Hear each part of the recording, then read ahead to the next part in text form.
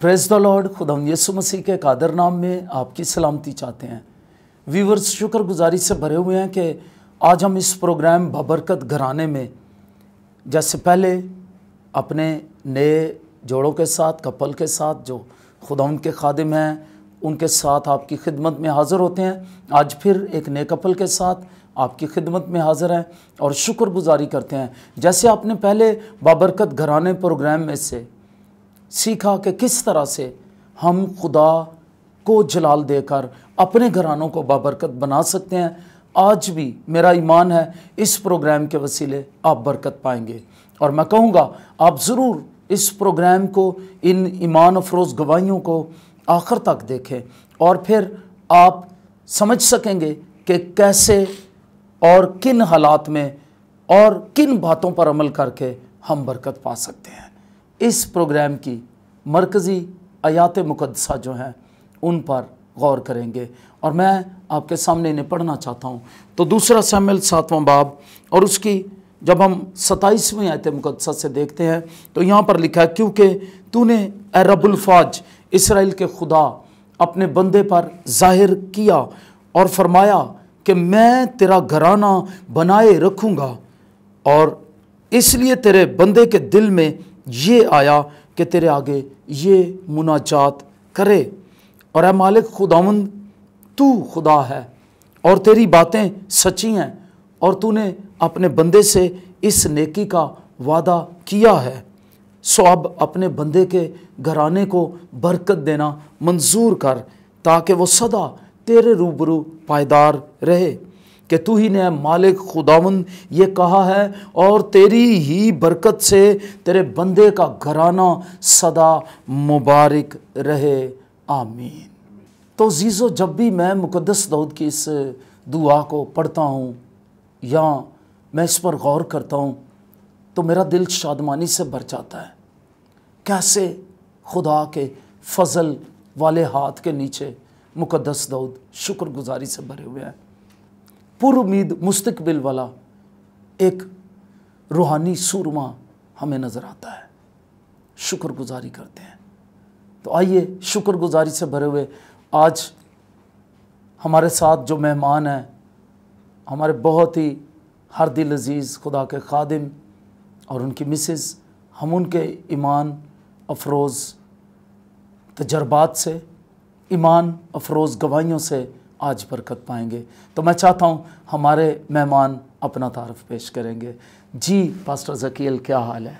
जी, खुदा का शुक्र है। सबसे पहले खुदा बाप, बेटा, रूह कुदस का मैं शुक्रगुज़ार हूँ जिसने आज मुझे ये मौका दिया कि इस बाबरकत घराने के प्रोग्राम में शामिल हो सकूं, और फिर इसके बाद जोशुआ टीवी का और खुदा खादम बिशप डॉक्टर तारक साहब का भी मैं शुक्रगुज़ार हूँ जिन्होंने अपने इस प्लेटफार्म पर जो है वो मदऊ किया। Thank you. आमीन। तो पास साहब बताएंगे आप कितनी देर से खिदमत में हैं और आपने कब जो है वो अपनी अज़दवाजी ज़िंदगी का आगाज़ किया? खिदमत में मुझे ऑलमोस्ट 17 ईयर्स जो है, 17 साल जो है वो खिदमत करते हुए हो गए हैं। 2001 में मैंने सेमिनरी जो है वो ज्वाइन की और 2004 में मेरी ग्रेजुएशन हुई, और प्रॉपर प्रैक्टिकली जो खिदमत है फातिमा विला के अंदर वो 30 जून 2005 से मैं कर रहा हूँ, और ये कमी 30 जून जो है वो मुझे तकरीबन 17 साल जो है खिदमत करते हुए जो है वो हो जाएंगे। आमीन। शुक्रगुजारी करते हैं। मेरा ईमान है खुदा के ऐसे खादम के वसीले जो सेमिनेरियन भी हैं, और ये भी बात है कि वो 17 साल से खिदमत का तजर्बा भी रखते हैं, आज आप उनकी गवाहियों से ज़रूर बरकत पाएंगे। तो मैं अपनी बहन की तरफ आऊँगा। जी सिस्टर जी, क्या हाल है? खुदा उनकी शुक्रगुजारी। सबसे पहले तो मैं जोशुआ टीवी की शुक्रगुज़ार हूँ और सबसे बढ़कर खुदावंद की शुक्रगुज़ार हूँ कि जिसने हमें ये मौका फ्राहम किया कि हम जोशुआ टीवी पर अपनी गवाहियाँ शेयर करें और कलाम के बारे में कुछ बातचीत कर सकें। जी सिस्टर जी, आप अपना नाम व्यूवर्स को बताना पसंद करेंगे और साथ ये भी कि कितने बच्चे हैं आपके? हाँ जी, मैं मिसेस पास्टर ज़कील हूँ और हमारे 4 बच्चे हैं, 2 बेटे हैं और 2 बेटियाँ हैं। आमीन। आपने इस ख़ानदान का तारफ़ सुना। अब मैं चाहता हूँ कि हम इनकी गवाहियों से जो है वो बरकत पाएँ। तो मैं सबसे पहले पास्टर ज़कील से चाहूँगा कि पूछा जाए कि उन्होंने कब और कैसे खुदा यीशु मसीह को कबूल किया। जी पास साहब। जी, मैंने 99 में खुदा यीशु मसीह को अपना शख्सी निजात दहिंदा कबूल किया।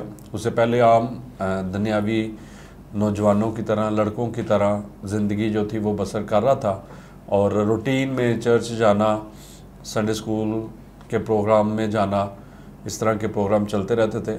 लेकिन मुझे याद है कि 99 में ही एक यूथ कॉन्फ्रेंस हुई थी हमारे शहर में, और वहाँ पर खुदा के खादम के वसीला से जब कलाम सुना तो उस वक़्त मेरे दिल में ये बात आई कि मुझे यीशु मसीह को अपना शख्सी निजात दहिंदा कबूल करना जो है ये बड़ा ज़रूरी है। और मुझे आज भी याद है 21 अगस्त 99, और आई थिंक मंगल या बुध का दिन था, जब सुबह 6 बजे मैंने पानी का बपतिस्मा लिया था। आमीन। आपने नाज़रीन सुना कि किस तरह से खुदा के कलाम की कुदरत ने इस नौजवान की ज़िंदगी में काम किया जब वो नौजवान थे। अभी भी वो नौजवान है, लेकिन उन्होंने बताया किस तरह वो यूथ थे तो खुदावंद के कलाम ने कुदरत से काम किया और यूथ कॉन्फ्रेंस में उन्होंने अपनी ज़िंदगी खुदावंद को दे दी। बस अब आप क्या कहेंगे? अब भी यूथ कॉन्फ्रेंस होने चाहिए ताकि हम और नौजवानों की ज़िंदगियों को बचा सकें। यहाँ पर मैं ये बात कहना चाहता हूँ कि नौजवान, कहा यह जाता है कि किसी भी मुआशरे के अंदर, सोसाइटी के अंदर रीढ़ की हड्डी का काम करते हैं। और जब नौजवान जो हैं खुदावंद यीशु मसीह को अपना शख्सी निजात दहिंदा कबूल करेंगे तो डेफिनेटली एक बड़ा रिवाइवल जो है वो दुनिया के अंदर जो है वो आएगा, और जिससे दुनिया के अंदर खुदा का जलाल जो है वो ज़ाहिर होगा। मैं ख़ुद भी इस बात के लिए पर्सनल अपनी जो प्रेयर है उसमें प्रे करता हूँ, और मेरे दिल की ये ख्वाहिश है कि जितनी भी टीन एज या नौजवान नस्ल जो है वो खुदावंद यीशु मसीह को जो है वो अपना शख्सी निजात दहिंदा कबूल करे। और मैं इनकरेज करूँगा तमाम देखने वालों को भी, और जोशुआ टीवी से भी ये मेरी रिक्वेस्ट है कि आप ज़रूर यूथ कॉन्फ्रेंस जो है, प्रोग्राम जो है उनको अरेंज करें ताकि नौजवान ज़िंदगियाँ जो है वो यीशु मसीह को जाने, पहचाने और यीशु मसीह में अपनी ज़िंदगी बसर कर सके।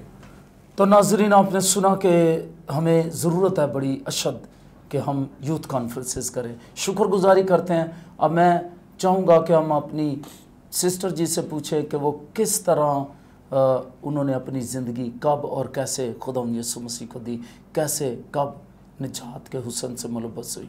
जी सिस्टर जी। 2000 में मैं संडे स्कूल की ट्रेनिंग के लिए लाहौर गई थी।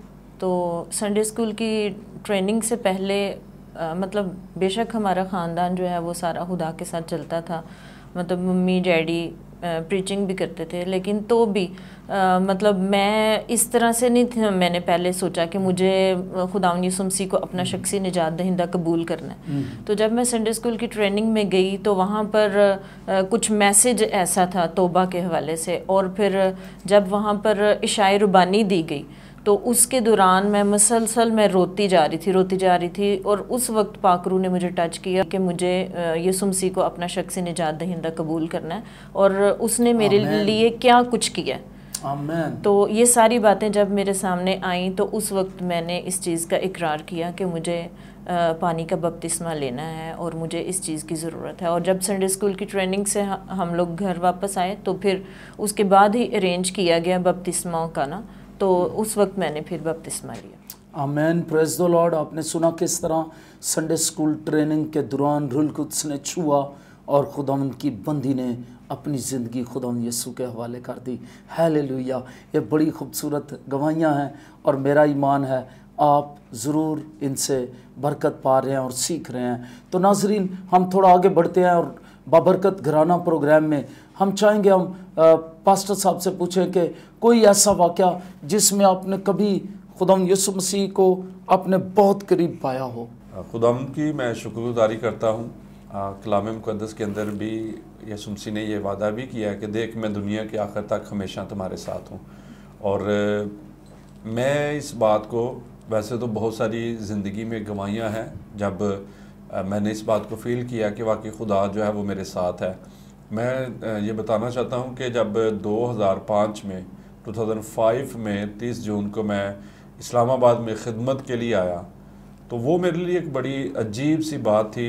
कोई जानने वाला नहीं था, कोई रिलेटिव नहीं था, लेकिन जब मैंने यहाँ पर ख़िदमत स्टार्ट की तो मैंने उस वक़्त खुदा को ये बात कही कि खुदावंद ये क्या है, क्योंकि कोई मेरी वहाँ पर इतना रिलेशनशिप भी नहीं थे और एक फैमिली थी जिनके पास मैं रहता था, और वहाँ पर जब मैंने ख़िदमत शुरू की तो काफ़ी टफ़ टाइम था।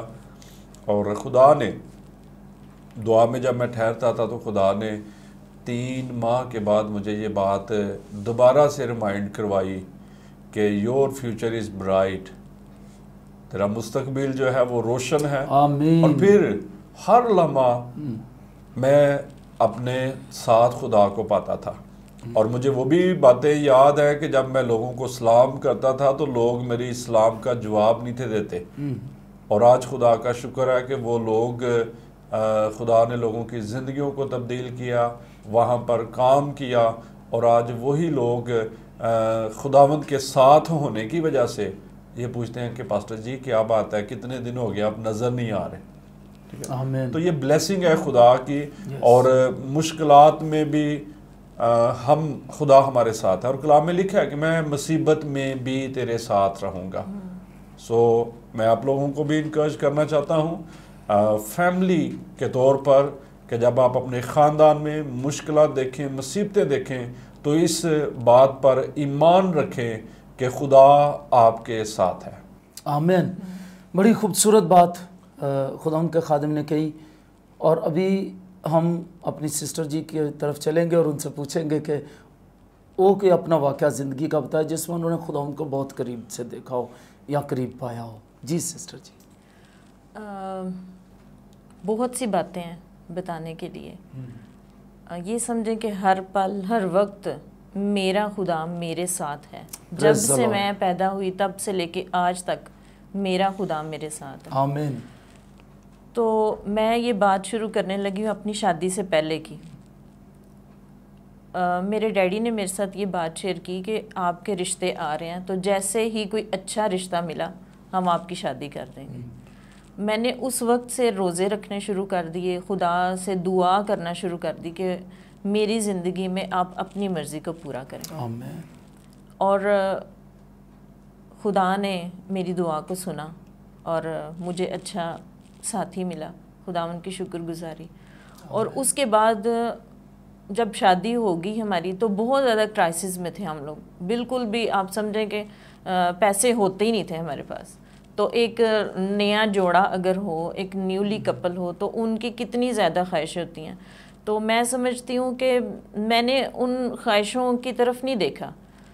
मैंने प्रेफर दी कि अगर हमारे पास पैसा नहीं है तो नो मैटर, खुदा हमारे साथ होना चाहिए। Praise the Lord, hallelujah. और हर पल हर वक्त खुदा हमें इस चीज़ का एहसास दिलाता रहा कि वो हमारे साथ है। तो आप बिलीव करें कि मेरे 4 बच्चे हैं और चारों सी सेक्शन से हुए हैं। और आप बिलीव करें कि जब फर्स्ट बेबी आने वाला था तो हमारे पास कुछ भी नहीं था, कुछ भी नहीं था, सिर्फ 1000 था।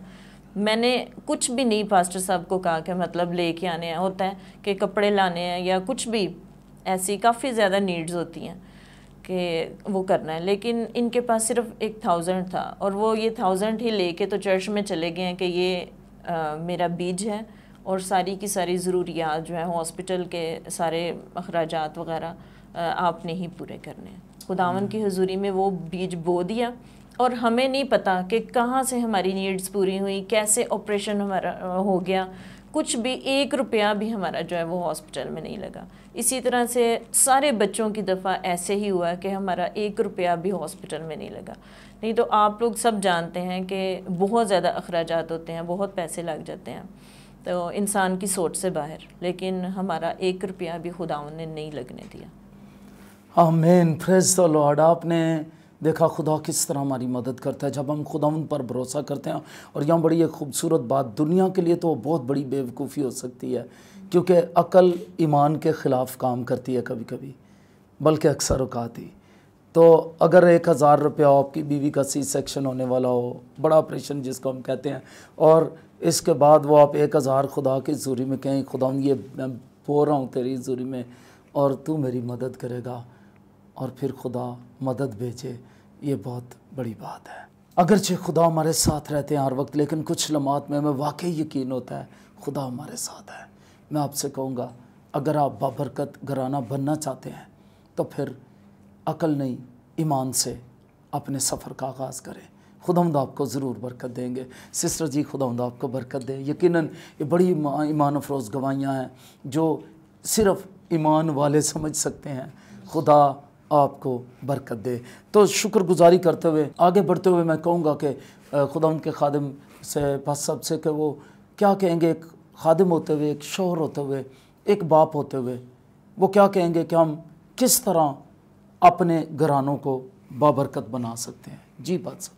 खुदा जो है उसने ख़ानदान को तख्लीक किया है, और मेरा ख्याल है कि अगर हम बाबरकत घराना होना चाहते हैं या बनना चाहते हैं तो फिर ये बड़ा ज़रूरी है कि हम अपने ख़ानदान में अपने खुदा को शामिल करें, अपने ख़ानदान में अपने खुदा को अपने साथ पाएँ, तो यकीनन हमारा घराना जो है वो बाबरकत होगा। Being a pastor, being a father, मैं ये समझता हूँ कि फैमिली सरबराह होते हुए मेरे लिए ये बड़ा ज़रूरी है कि मेरा पर्सनल रिलेशन जो है वो खुदा के साथ स्ट्रॉन्ग हो। आमीन, प्रेज़ द लॉर्ड। और जब मैं खुद खुदा के साथ मेरा तल्लक स्ट्रॉन्ग होगा तो डेफिनेटली मैं अपने बच्चों को भी इस बात के लिए कायल कर सकता हूँ। डेफिनेटली मैं अपने बच्चों को भी इनकरेज करूँगा कि खुदा ही जो है वो हमारा सब कुछ है। और मुझे इस बात का पर्सनल एक्सपीरियंस है कि जब भी हम खुदा पर तवक्कल करते हैं तो हमारा खुदा कभी भी हमें मायूस नहीं होने देता। जैसे कलाम मुकद्दस के अंदर ये लिखा हुआ है कि अपने सारे काम खुदा पर छोड़ दे और उस पर तवक्कल कर, वो सब कुछ करेगा। और खुदावंद की मैं शुक्रगुजारी करता हूँ कि ना सिर्फ मैं बल्कि मेरी मिसेज, हम अक्सर अपने बच्चों को जो है वो खुदा के ज़ूरी में लेके बैठते हैं और उनको ये बात टीच करते हैं कि हमारा खुदा ही सब कुछ करने की ज़रूरत है, कुदरत रखता है। क्योंकि अक्सर औकात बच्चे जो हैं वो डिमांड्स करते हैं कि मुझे फ़लाँ चीज़ चाहिए, फ़लाँ चीज़ चाहिए, लेकिन हम इन बातों में भी उनको सिखाते हैं कि बेटा ओनली गॉड, खुदा ही है जो सब कुछ कर सकता है। बीइंग अ फादर, मैं शायद आपकी सारी ज़रूरतों को पूरा ना कर सकूं, लेकिन मेरा और आपका खुदा सब कुछ कर सकता है। सो इसलिए मैं समझता हूं कि बाप होने की सूरत में मेरे लिए ये बड़ा ज़रूरी है कि मैं पहली बात खुदा के साथ अपना तल्लक जो है उसको मजबूत रखूं, और दूसरी बात जो है खुदा पर तवक्कल करूं, इंसान पर नहीं बल्कि खुदा पर तवक्कल करो, तो डेफिनेटली हमारा खुदा जो है वो हमारे साथ होगा और हमारा घराना उसकी वजह से बाइसे बरकत भी ठहरेगा और हमारी ज़रूरतें जो है वो भी पूरी होती जाएंगी। आमीन। नाज़रीन, खुदा उन पर तवक्कल करने से सब कुछ मुमकिन है। आमीन। तो अभी हम सिस्टर जी से पूछेंगे, वो एक माँ होते हुए, एक खादमा होते हुए, एक बीवी होते हुए किस तरह सोचती हैं कि वो अपने ख़ानदान को बाबरकत बना सकती हैं। जी सिस्टर जी। मैं ये समझती हूँ कि अगर घर में घर की फैमिली जो है वो मिलकर दुआ कर सकती है ना, तो वो किसी भी हालात में जो है वो सरवाइव कर सकते हैं। आमीन। तो मैं आपको एक वाक़या बताना चाहूँगी। उस वक्त हमारा कोई भी बेबी नहीं था, तो मैं सोई हुई हूँ और पास्टर साहब छोड़ के मुझे तो चले गए। तो उस दिन फ्राइडे था और फ्राइडे मीटिंग हमारे चर्च में हुआ करती थी। तो मैं फ़ौरन से उठी हूँ क्योंकि मैंने अलार्म लगाया हुआ था फ़ोन पे कि प्रेयर का टाइम हो रहा है। तो मैंने चर्च में जाना था और मैंने ना हदिया ढूंढना शुरू कर दिया। और आप बिलीव करें, मैंने इनके सारे कोट देख लिए, पैंट्स की पॉकेट्स देख ली, अपने पर्स में देख लिया, लेकिन आप बिलीव करें कि एक भी कॉइन तक भी जो है ना वो मुझे नहीं मिला। मुझे 5 रुपीज़ का कॉइन मिला और मैं वो लेके फ़ौरन चर्च में चली गई और मैंने हदिये में डाला। समटाइम्स लोग समझते हैं कि ये कॉइन है, शर्मिंदगी फ़ील करते हैं, लेकिन मेरे अंदर कोई भी शर्मिंदगी नहीं थी। और जब ये शाम को पास्टर साहब घर वापस आए तो इनको मैंने कहा कि आपने मुझे हदिया नहीं था दिया, मैंने चर्च में जाना था तो आप मुझे दे के नहीं गए हदिया ना। तो मैं हंस के बात इनसे कर रही हूँ तो इन्होंने भी हंस के मुझे कहा कि मेरे पास तो खुद पैसे नहीं थे, मैं तो खुद कॉइन्स चंद एक मुझे मिले थे तो मैं वही लेके तो मैं चला गया। किसी मीटिंग में जाना था तो वहाँ पे मैंने वही वाले कॉइन्स डाले।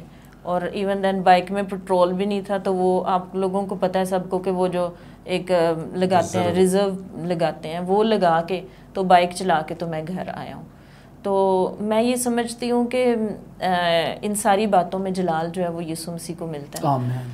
तो मैं ये समझती हूँ कि जैसे हम लोग इमसाल 31 में हम लोग पढ़ते हैं कि नेकोकार बीवी किसको मिलती है, क्योंकि उसकी कदर मरजान से भी बहुत ज़्यादा है। और फिर यहाँ पर एक जो बात जो मुझे टच करती है वो ये है कि वो मजबूती से अपनी कमर बांधती है और अपने बाजों को मजबूत करती है। यानी कि किसी भी तरह की मुश्किलात का अगर उसको सामना करना पड़ता है, किसी भी तरह की प्रॉब्लम्स फेस करनी पड़ती हैं, तो मैं करती हूँ। ये वाकई ट्रू है बात, वो अपने मुंह से इंसान कहता नहीं है, लेकिन मैं सिर्फ़ और सिर्फ इसलिए कह रही हूँ कि गवाही के लिए कि ये बातें हमारी ज़िंदगी में हुई हैं और मैंने कभी भी इस चीज़ का जो है वो टेंशन नहीं ली। और फिर उसके बाद यूँ हुआ कि एक दफ़ा जब ये कॉइन्स लेके पास्टर साहब गए ना किसी मीटिंग में, तो उस वक्त इनके हाथ में एक रिंग थी गोल्ड की, ठीक है। और उसके बाद जब खुदा ने सब कुछ हमें दिया, गाड़ी दी, हमारे बच्चे भी 3 बच्चे थे उस वक्त, हमारे बच्चे अच्छे स्कूल्स में जाते थे, तो एक जगह पे पास्टर साहब गए प्रेयर के लिए, तो वहाँ पर इन्होंने ना 4000 या शायद 3000 इन्वेलप में डाले और इन्होंने ना उस पर दुआ करना शुरू की कि ये मैं हदिया डालूँगा। लेकिन उस वक्त खुदा की तरफ से इनको ये सोच आ रही थी इनके जहन में कि अपना जो रिंग है वो डालो, रिंग डालो। तो इन्होंने उसी वक्त वो जो रिंग है उतार के ना तो उसमें इन्वेलप में डाल दिया और वही उन्होंने बीज बो दिया। आमीन। तो ये घर वापस आए तो इन्होंने मुझे बताया, तो मैंने कहा कोई बात नहीं, इट्स ओके, अच्छी बात है, बहुत अच्छी बात है। लेकिन मैं हर बात को जो है वो बहुत डीपली लेती हूँ। कोई भी बात अगर हमारी ज़िंदगी में हो जाए तो मैं उसको बहुत सोचती हूँ। और मैंने इनसे ये क्वेश्चन किया, आप मुझे एक बात बताएं कि जिस वक्त आप कॉइन्स लेके गए थे, खुदा ने उस वक्त क्यों नहीं आपके ज़हन में डाला कि आप ये रिंग जो है ये मेरी हुजूरी में डाल दो। उस वक्त तो आपके पास रिंग थी, एक अच्छा अमाउंट था, तो ये हो सकता था कि खुदा उस वक्त ये बात इनके जहन में डाले, लेकिन ऐसा नहीं हुआ। लेकिन मैंने इस चीज़ के बारे में सोचा तो खुदा ने मुझे ये जवाब दिया कि ये इम्तिहान है कि अभी सब कुछ है, तो सब कुछ होने के बावजूद भी क्या ये शख्स मेरे साथ जा रहा है या नहीं, मेरे साथ चल रहा है या नहीं। तो खुदावंद की शुक्रगुजारी, खुदावंद आप सबको बरकत दे। आमीन। सिस्टर जी, आप आखिर में बहनों को क्या पैगाम देंगी, वो अपने घराने को किस तरह बाबरकत बना सकती हैं? मैं सबसे पहले ये बात कहना चाहूँगी कि कुछ लेडीज़ ऐसी होती हैं कि जो वो ये कहती हैं कि हमारे हाथ में सारी अमाउंट आए, सारे पैसे आए। तो मैं ये समझती हूँ कि सारे फसाद की जड़ जो है ना वो पैसा ही होता है। जी, घरों में बड़ी ये प्रॉब्लम है। मैं ये समझती हूँ कि जो पैसा है वो फसाद की जड़ है। तो अक्सर बीवियों की ख्वाहिश होती है कि पैसे हमारे हाथ में आए, लेकिन ऐसा नहीं होना चाहिए। मैं समझती हूँ कि अगर आप चाहते हैं कि आपकी फैमिली जो है वो बाबरकत रहे और अच्छी ज़िंदगी गुजारे, तो आपकी पॉकेट जो है वो एक ही होनी चाहिए। और फर्स्ट ऑफ़ ऑल मैं ये कहना चाहूँगी कि अगर पैसे नहीं हैं तो नो मैटर, अगर आपके पास नए कपड़े नहीं हैं तो नो मैटर, आप दोनों की मियाँ बीवी की मोहब्बत और खुदा के साथ मोहब्बत जो है वो हमेशा कायम रहे। और मैं इस बात को सिस्टर जी बढ़ाऊँगा, अंडरस्टैंडिंग जिसको हम कहते हैं वो कायम रहनी चाहिए और वो होनी चाहिए।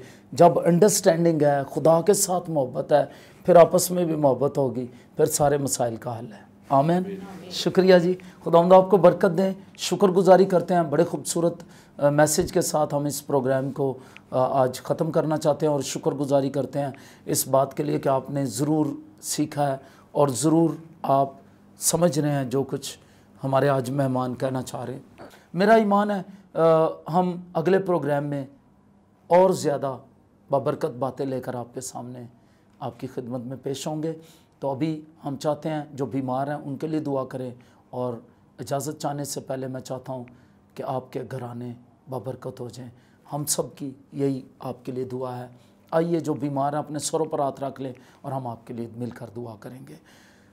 आसमानी बाप तेरा शुक्र करते हैं, तेरे नाम को जलाल देते हैं। खुदावंद उन घरानों के लिए ख़ास तौर पर बरकत की दुआ करते हैं जो क्राइसिस में हैं, खुदावंद जो मुश्किलात में से गुजर रहे हैं, खुदावंद पाक खुदा जो नशे की लानत के नीचे हैं घराने, जो परेशानियों में हैं, जिन मियाँ बीवी के दरमियान तलखियाँ लड़ाइयाँ झगड़े रहते हैं और खुदावंद मिसअंडरस्टैंडिंग्स रहती हैं, यीशु मसीह के नाम में दुआ करते हैं ये मिसअंडरस्टैंडिंग्स, ये लड़ाइयाँ झगड़े, ये लानतें, ये कर्सिस, ये बीमारियाँ और अबलीस के गंदे नापाक मंसूबे इन खानदानों से फेल हो जाएं और तेरे लहू की कुदरत और तेरे लहू की धारा इन खानदानों और घरानों पर कसरत से आए। और खुदा मैं दुआ करता हूँ तेरा फजल इन्हें घेरे और तेरा फजल जो ज़रूरतें पूरी करता है, खुदा अपने फजल से इनकी ज़रूरतों को पूरा कर। जो सूद की लानत के नीचे हैं उन्हें आज़ाद कर, जो कर्ज के नीचे हैं उन्हें आज़ाद कर और अंडरस्टैंडिंग दे खुदाउन कि वो उस हद तक अपने अखराजात करें या उन लिमिट्स के अंदर रहें जो तूने उनको दी हैं, क्योंकि खुदाउन हम जानते हैं तू हमारी खुदा कदूस ज़रूरतों को पूरा करता है। और अगर कुछ ख़ानदान किसी लालच में पड़े हुए हैं उन्हें उस लालच से निकाल ले और अपने फजल से घेर ले। और खुदा जो बीमार हैं उन्हें शिफा दे। यीशु मसीह के नाम में हम घरानों की बरकत चाहते हैं। ये सब कुछ मांगते हैं अपने खुदावंद यीशु मसीह के नाम में अपने आसमानी बाप से। आमीन आमीन आमीन। शुक्रगुजारी करते हैं। Stay tune, keep watching Joshua TV. और ये भी कहूँगा ज़रूर हर वक्त खुदावंद को जलाल देते रहें और एक ऐसा घराना बने जिसके वसीले खुदावंद जलाल पाए, आपकी आने वाली नस्लें बरकत पाएँ। God bless you. आमीन।